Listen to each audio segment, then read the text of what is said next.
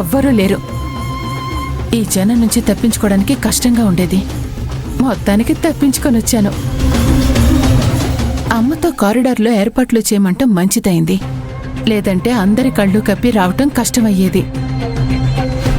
ఇక నేను చెయ్యాలనుకున్న పని ఏ ప్రాబ్లం లేకుండా ఈజీగా అయిపోతే అంతే చాలు. పైగా ఇతను ఫోన్ కూడా చేశాడు. ఎక్కువసేపు ఇతన్ని బయట నిలబెట్టడం కూడా ప్రాబ్లమే. ముందు డోర్ ఓపెన్ చేసి విషయం ఏంటో కనుక్కోవాలి.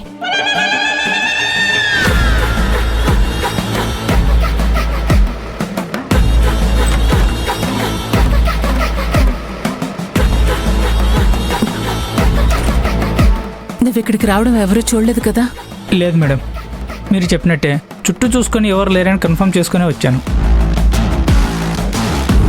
చుట్టుపక్కల నన్ను ఎవరు చూడలేదు, మీరేం టెన్షన్ పడకండి. సరే సరే, ఇలా ఇవ్వు. అన్నీ కరెక్ట్గానే ఉన్నాయి కదా? అవును మేడం, అంతా పర్ఫెక్ట్గానే ఉంది. మీరు చెప్పినట్టుగానే చేశాను మేడం. సరే, నువ్వు వెళ్ళు. సరే మేడం.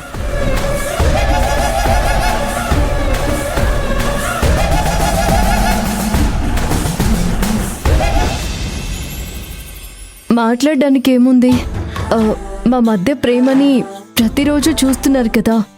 నిజానికి ఆయన గురించి, ఆయన చూపించే ప్రేమ గురించి చెప్పాలంటే మాటలు సరిపోవు. సో ప్లీజ్ ఇక్కడితో ఆపేయండి. అది ఏం కుదరదు.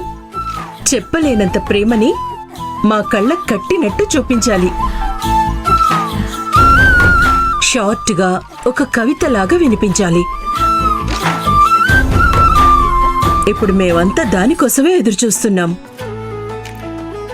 అందుకే ఈ ప్రాసెస్ ని మీరు ఖచ్చితంగా ఫాలో అవ్వాలి. చెప్పాలి, చెప్పాలి,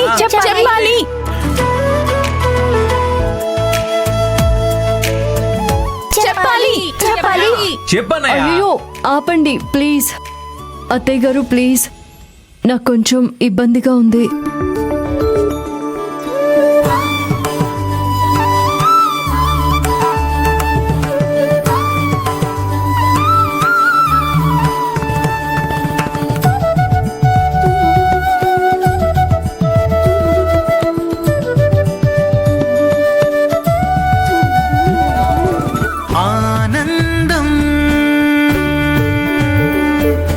అంటే అర్థం చూపించేటి ఓ అద్భుతం ఆరాటం,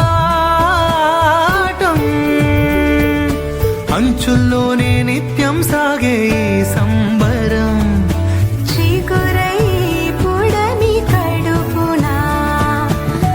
అడగకుండా ఇచ్చిన వరం, కనబడకుండా నిజమైన కళ, స్వచ్ఛమైన మనసు.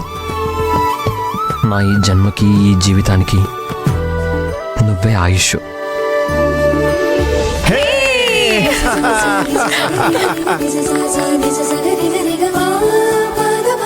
నువ్వు అడిగితే ఆకాశంలో చందమామని కూడా తెచ్చి నీ ముందు ఉంచడానికి సిద్ధమే. కానీ వెన్నెల్లో కనిపించి పగలు మాయమయ్యే చంద్రుడి కంటే మన ప్రేమే శాశ్వతం. శ్రీహరికి ప్రేమ పుట్టినరోజే కృష్ణాష్టమి. అందుకే ఐ లవ్ యూ శ్రీలక్ష్మి.